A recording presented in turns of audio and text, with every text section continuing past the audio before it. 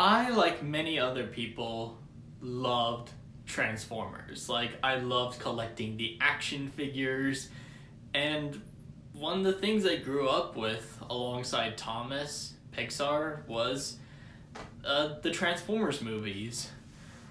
And, yeah, looking back on them, they're a little interesting, I want to say. They do have that kind of interesting feeling, but I figured I basically I just wanted to rewatch the first Transformers, and I watched this so much. Like this, Revenge of the Fallen and Dark of the Moon, like I watched so much, and also 4, but yeah, I unfortunately didn't grow up watching the '86 movie. That was like a little later, but really like that one. But unfortunately, we're not talking about that one.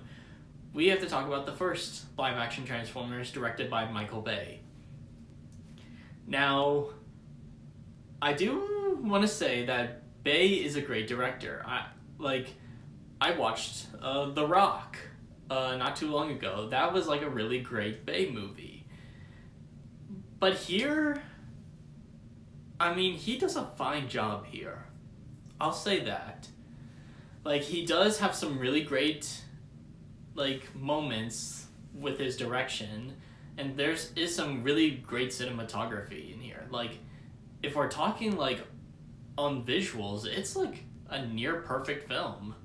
Like, there really is some beautiful lighting and colors popping. Like, this was still back when they knew how to light movies.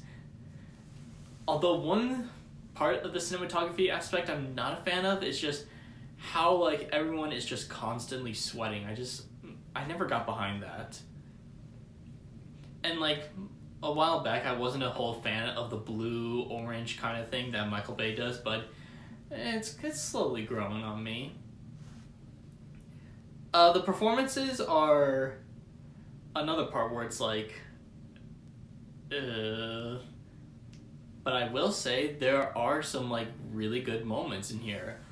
Like when Michaela tells Sam that she was happy to get in the car with him, like before Sam runs off with the cube. Like, that was such a great moment in there.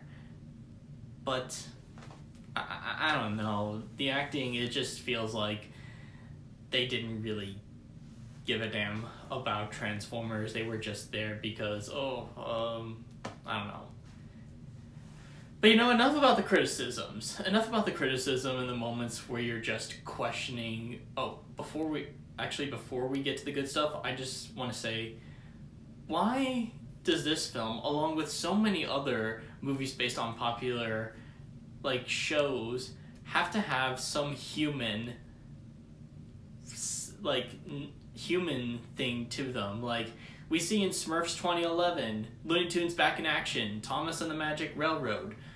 Like, why do they feel the need to, like, include just these humans when we didn't come to see this movie for the humans? I did not come to see a movie about, like, a family talking about if their son was masturbating. No, I came here to see the giant robots fight each other.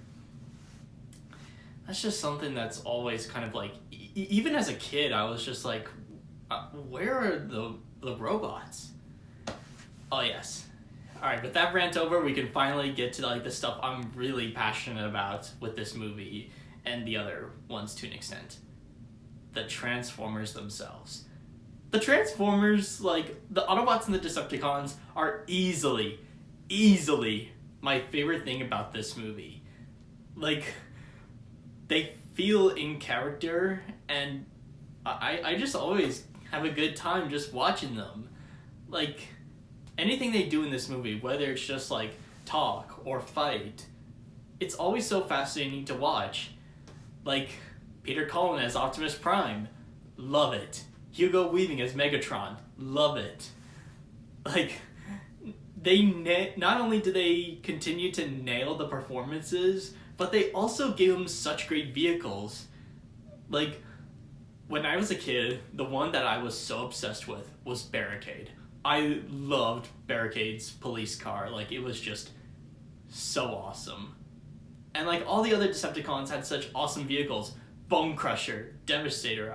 I mean, it's kind of broad, but like I don't know why they call him Devastator. And just yeah. And the Autobots, they also had some really cool vehicles like Jazz, Ironhide, Ratchet, Optimus Prime himself. Like they went so hard with all the vehicles, and also the Blackout helicopter.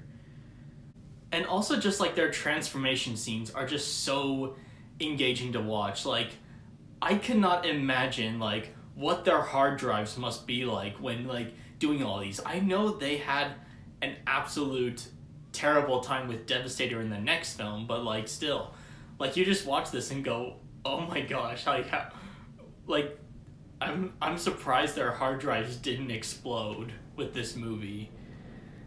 I also really loved Starscream's voice in this. Like, I think I preferred this better than in Revenge of the Fallen and Dark of the Moon. Like, it's kind of a shame that it was only in this film. And it was also kind of a shame they killed off Jazz, because I really liked Jazz. Jazz was, like, really cool in this movie. I would have loved to have seen him more. But that's a guaranteed thing to happen. Some of the best characters only get limited screen time and get killed, but I guess that's something to expect with like movies like this. But oh yes, there's also just like a lot of great action in the movie.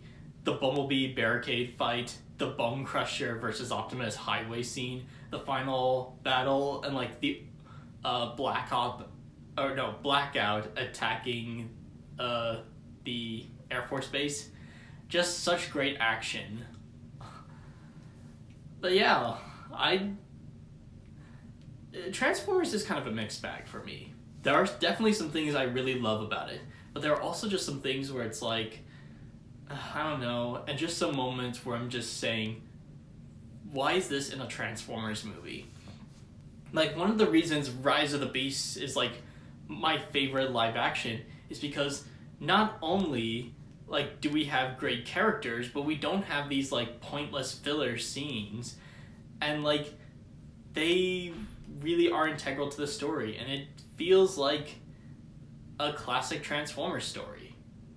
But here it just feels like a mainstream, like where it's like we aren't totally faithful to the source material. Now, I don't know if I'm going to watch the other ones. I mean, maybe, but like I'd have to give myself a good reason to, and you guys would also have to give me a good reason to sit through something like Transformers The Last Night. But you know, maybe I will if I get on like a Transformers kick, which might be happening now. But yeah, that's all I gotta say for the first Bayformers movie.